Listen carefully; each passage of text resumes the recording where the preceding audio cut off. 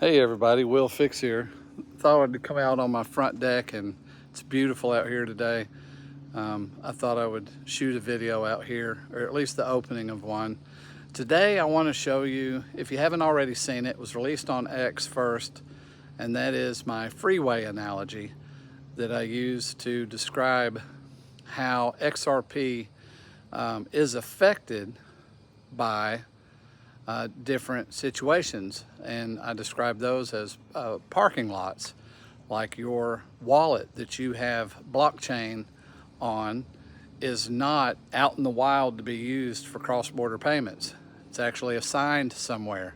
It is not being used. It is not, even though it is in and considered part of the circulating supply, as long as it's in your wallet, it's not circulating anywhere, but it is in the circulating supply.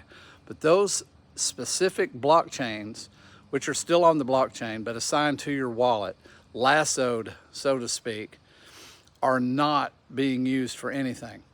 The same is for the tokens that are on exchanges for sale. The same in all of these huge wallets that you see. And then not all of the tokens in the automated market maker are available either. Some of those are doing arbitrage trading.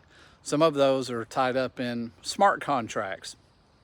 But the ones available for liquidity are being rented, so to speak, or used. So that has an effect on the supply available for cross-border payments. And so this addresses the whole idea of, well, if it only takes 3 seconds, is it only in the system for 3 seconds? That is a big fat no, you know. That's how long it might get there, but that's not how it works. So I'm gonna let the video, I'm not gonna explain what the video explains, but I thought I would bring it to you. I'll close out the end of this with just another tag, but let's go ahead and get started. Go ahead and look at this video that I've gotten together for you. It's people love it so far. On X it went viral, so that's really cool. Other channels have shown it, so it's a good analogy, and it justifies and shows how gigantic prices for XRP are probable, not just possible. I mean, that's just going to happen. But anyway, here's the video. Check it out now. This analogy of XRP is to illustrate how the available XRP tokens are diminished by retail ownership, institutional ownership on balance sheets, and several other situations that remove XRP from being able to be utilized for cross-border payments. Therefore, increasing the demand by reducing the supply ultimately will drive the price to the moon. Imagine a bustling freeway where cars zoom back and forth, just like XRP tokens being bought, sold, and used for cross-border payments. The freeway is the XRP ecosystem, and each car represents an XRP token. Now, let's talk about the parking lots. These represent the different types of XRP holders. You've got the individual wallets, which are like small parking lots where people park their cars, XRP, when they're not using them. Then you've got the institutional parking lots, where companies and organizations park their XRP on their balance sheets, just like a fleet of company cars. Next up, we have the liquidity pool parking lots. These are like those fancy valet parking services where you hand over your car keys and let someone else drive your car around for a fee.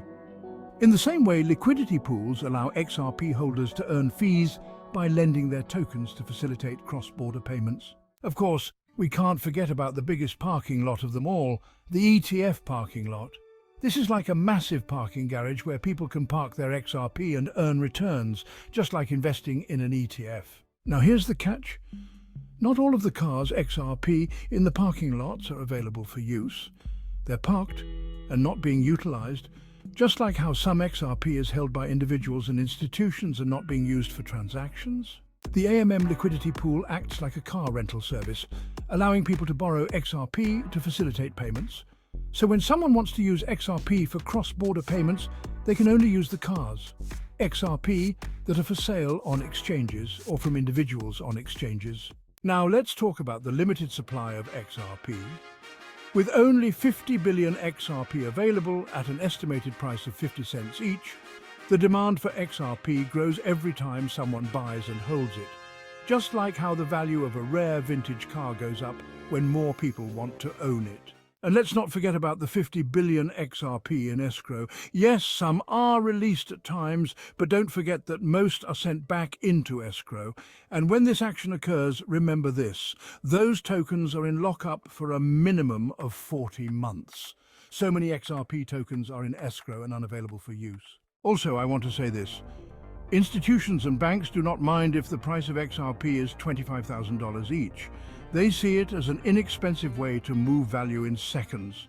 That reminds me to address this thought. Some have pointed out that if XRP can transfer value in 3 seconds, then it can be converted into the fiat currency of the bank or institution's choice. So, therefore, XRP will not realize the added value of that transaction, but for moments. Although this sounds reasonable, you should know this will not happen this way. Banks and institutions will need XRP the very next day. They not only receive but also send payments. The fees associated with converting every single transaction into their fiat currency are unnecessary. Banks will still use Nostro and Vostro accounts for payment settlement, and human oversight will always be an aspect. This oversight requires time. Final settlement of a transaction is not simply money received, so the notion that XRP will be instantly cashed out is actually a false notion. Now, it can also be realized that these settlement accounts will not be as big as needed for the SWIFT system, but also know that they will definitely not be eliminated. So, there you have it. A light-hearted analogy that compares the world of XRP to cars on a freeway. Just remember, this is all in good fun. And the actual workings of XRP and its ecosystem are much more complex. But hey, who said finance couldn't be a little bit entertaining?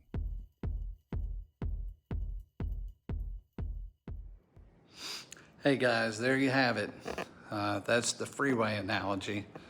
I hope it made good sense. If you see any kind of corrections or something I left out that you think would be an important aspect to bring in to this type of analogy, please let me know.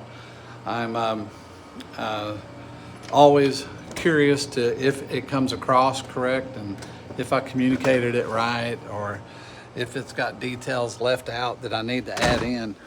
So I'd appreciate your feedback on it. I sure had a fun time doing it, and I think I already said yesterday, yeah, digital perspective. There's been some other people that have listed this on their, or not listed it, but gave me a shout out about it and showed the video. Oops, that air conditioner's over there, so I don't want to go over there for that noise. But anyway, I'm sorry. Didn't mean to be distracted. But if there is something that I left out, let me know, because I'd like to perfect that down. I think it's fun to be able to put things out that can help us see things in a bigger picture. Hey, like and subscribe for me. I really do appreciate you guys watching, and hit me up in the comments. I'd love to hear back from you. Have a good day.